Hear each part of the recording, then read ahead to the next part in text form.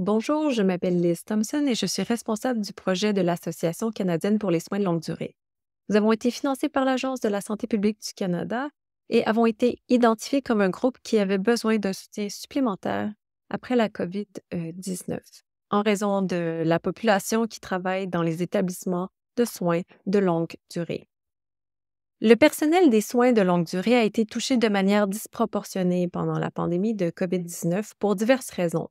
Mais la principale étant la crise du personnel et le sous-financement qui a existé depuis plusieurs années avant la COVID-19. Grâce à notre projet, nous apportons une éducation à la santé mentale et dans les foyers de soins de longue durée pour soutenir le personnel et l'aide à devenir plus résilient et à soutenir la santé mentale au mieux de ses capacités. Alors que nous traitons toujours des temps difficiles avec la dotation et la pénurie de personnel et le sous-financement.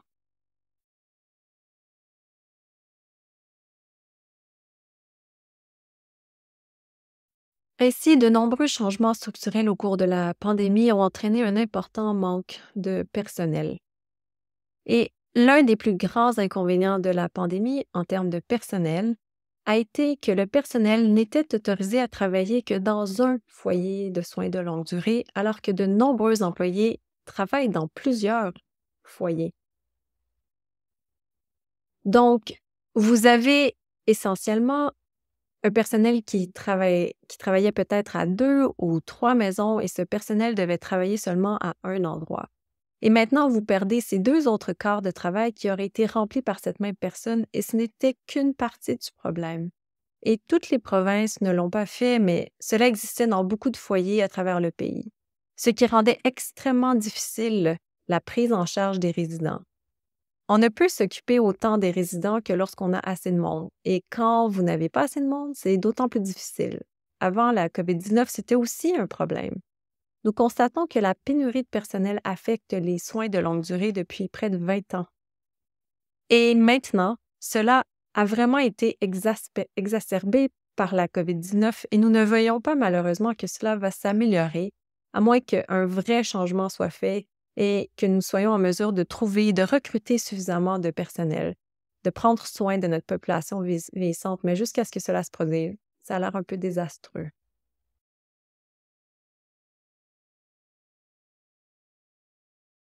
Je suis vraiment ravie de partager que l'impact de ce programme va aller au-delà de la première année de financement.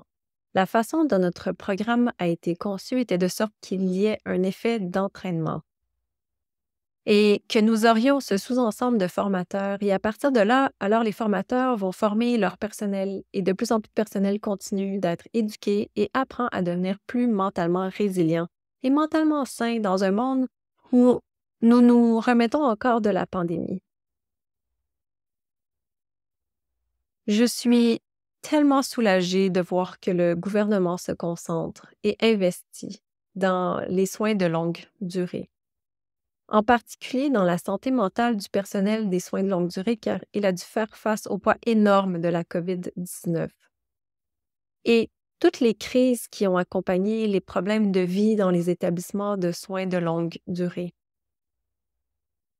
Et la COVID-19 et les foyers de soins de longue durée sont en cours de traitement et je suis prudemment optimiste que l'impact de cette subvention va avoir sur le personnel des soins de longue durée va se répercuter pendant un certain temps.